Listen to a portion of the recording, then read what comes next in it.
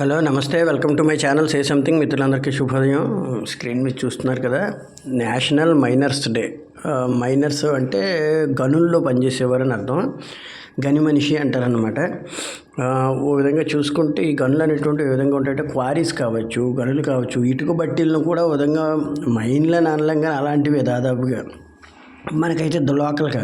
But Singareni బొగ్గు గనులు కావచ్చు, మన కోలార్ బొగ్గు గనులు కావచ్చు, ఇంకా రకరకాల మైనింగ్లు కానీ, అలాగే ప్రపంచవ్యాప్తంగా బంగారు మైనింగ్లు కానీ, వజ్రాల మైనింగ్లు కానీ, మైనింగ్స్ ఏదైనా సరే అండర్ అంటే భూమి అంతర్భాగంలో దొరికే ఎటువంటి దాని గురించి అయినా సరే ఇవి చెప్పుకోవచ్చు అనమాట. ఈ మైనింగుల్లో పనిచేసే వాళ్ళ పరిస్థితులు చాలా భయంకరంగా ఉంటాయి. ఎందుకంటే ఇప్పుడు ముఖ్యంగా బొగ్గుల్లో పనిచేసే వాళ్ళకి ఆ సాయిల్లో ఏమాత్రం తేడా వచ్చినా మొత్తం వాటర్ది వచ్చేసి వాళ్ళు మునిగిపోతారు.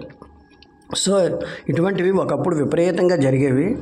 రాను రాను వాటి సేఫ్టీ పాటించుకుంటూ రావడంలో కొంచెం తగ్గాయి. అయితే వీటికి కూడా మరి ఎంత కష్టపడి పనిచేసి దేశ భవిష్యత్తు కారణమయ్యే వాళ్ళు ఓ విధంగా చూసుకోవాలంటే చెప్పుకున్నాం కదా, ఆర్మీ అంత గొప్పది, గన్ను శాఖ వాళ్ళు కూడా అంత గొప్ప వాళ్ళు. ఎందుకంటే పని చేసేవాళ్ళని తక్కువ చేయడానికి లేదు. ఎందుకంటే ఆ పని చేయాలి అంటే చాలా డెడికేషన్ కావాలి. ఎక్కడో లోపలికి వెళ్ళాలి. ఎంత జీతానికి పని చేసినా కొన్ని పనులు మనం చేయాలంటే చేయలేం. సామాన్యులు అందరూ చేసే పని కాదు. దానికి బలం ఉండాలి, బుద్ధి ఉండాలి, అలాగే మైండ్ అన్నీ కూడా చాలా పవర్ఫుల్గా పని చేయాలి. లేకపోతే అసలు ఆ గనుల్లో పని చేయలేరు. ఆ పని చేసే వాళ్ళు అందరూ కూడా ఆ విధంగా స్ట్రాంగ్గా ఉంటారు, మెంటల్లీ వెరీ స్ట్రాంగ్.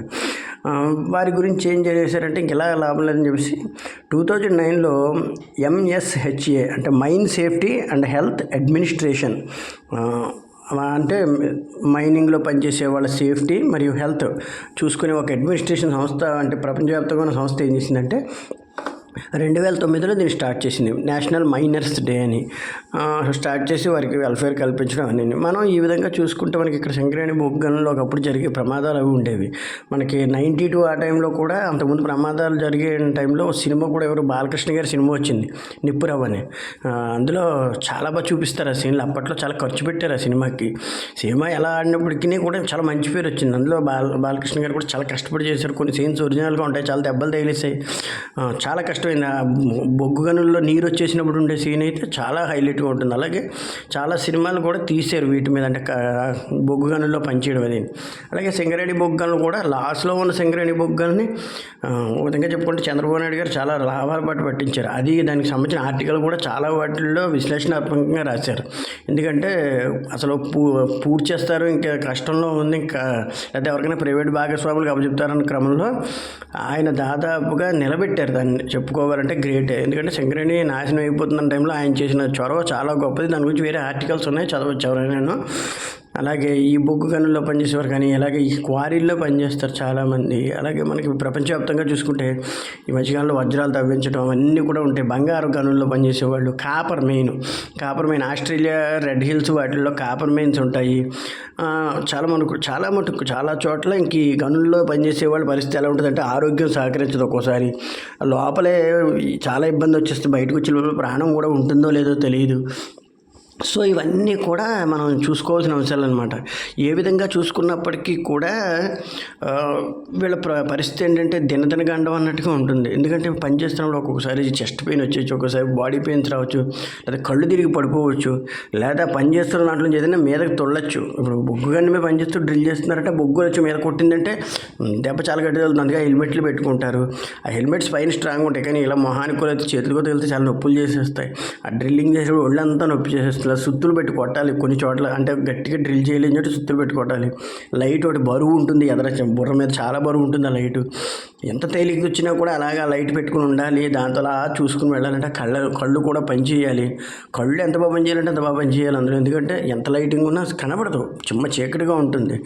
అటువంటిది వాళ్ళు అంత కష్టపడి బయటికి తీసుకొచ్చి బొగ్గు అని, బంగారం అని, కాపర్ అని, అల్యూమినియం అని, అలా అనేక గనులు. అల్యూమినియం గన్ లేదనుకోవచ్చు, నాకు తెలిసి ఏదో మామూలు బయట ముడిసరికే. బట్ కాపర్ మటుకు మెయిన్ గని, తర్వాత బొగ్గు మెయిన్, బంగారం గనులు కూడా కొన్ని చోట్ల ఉన్నాయి. KGF చూసాం కదా, ఓ విధంగా అలాంటి మూవీయే, అద్భుతమైన మూవీ అది కూడా బంగారు గనుల గురించి. అలాగే ఏ విధంగా పనిచేసిన కార్మికులు అన్నవారు లేకపోతే, కష్టపడే కార్మికులు లేకపోతే ఎటువంటి వ్యవస్థనైనా నడిపించడం కష్టం. సో వాళ్ళందరూ సేఫ్టీ, అంటే వాళ్ళు బాగుంటేనే, వాళ్ళు ఒక్కసారి సేఫ్టీ అని భావిస్తేనే మిగతా వాళ్ళని పంపించగలుగుతారు. లేదు వాళ్ళకే సేఫ్టీ లేదని తెలిస్తే వాళ్ళు మిగతా రికమెండ్ చేయలేరు కదా. సో వాళ్ళు ఇప్పటిదాకా రికమెండ్ చేస్తున్నారంటే ప్రభుత్వాలు కూడా ఎంతో కొంత చర్యలు తీసుకుంటున్నాయి. కాబట్టి ప్రభుత్వానికి ఇది అవసరం, ప్రజలకు ఉద్యోగ భద్రత ఉంది. ఉద్యోగ భద్రత ఉండాలి, అట్ ద సేమ్ టైం కష్టపడే వాళ్ళు కూడా ఉండాలి. సో ఈ మైనింగ్ డే అనేటువంటిది ప్రతి ఒక్కరికి కూడా చాలా జాగ్రత్తగా అందరూ బాగుండాలని, అందులో పనిచేసే వాళ్ళ ఆరోగ్యాలు ఇంకా బాగుండాలని, మనకు మరింత సంపద వాళ్ళు సృష్టించడానికి ఉండాలని చెప్పేసి వాళ్ళని కోరుకుంటూ ఈ మైనస్ డే సందర్భంగా వారందరికీ శుభాకాంక్షలు. అట్ ద సేమ్ టైం నా ఛానల్ని చూసే వాళ్ళందరూ వ్యూవర్స్ బాగా వస్తున్నారు. దయచేసి సబ్స్క్రైబ్ చేయండి. మంచి సబ్స్క్రైబర్స్ వస్తే మంచి వ్యూస్ వస్తాయి, మంచి ఆఫర్స్ వస్తాయి. ఆ విధంగా కూడా నా ఛానల్ బాగా రన్ అవుతుంది. సబ్స్క్రైబ్ చేయడం మర్చిపోకండి. సబ్స్క్రైబ్ చేయడం వల్ల నాకు చాలా ఉపయోగం ఉంది. మీరు పర్వాలేదు, ఒక్క సబ్స్క్రైబ్ చేస్తే నాకు అది ఎంతో ఉపయోగం. సో ఫ్రెండ్స్, ఇటువంటి కొత్త కొత్త విషయాల్ని మనం మరింతగా చెప్పుకోవడానికి, లోతుగా చెప్పుకోవడానికి ప్రయత్నిద్దాం.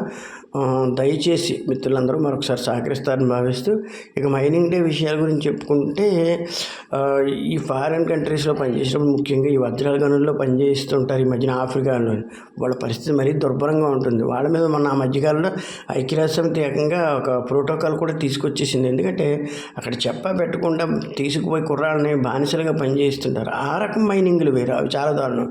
ఇక్కడ మనకు తెలియదు, కానీ మన ఆంధ్రప్రదేశ్లో కూడా కొన్ని క్వారీల్లో మైనర్ బాలు చిన్న వాళ్ళని కూడా పనిచేయించేస్తూ ఉంటారు. మమ్మల్ని 14-15 చిన్న పిల్లలను కూడా క్వారీల్లో పనిచేయిస్తూ ఉంటారు.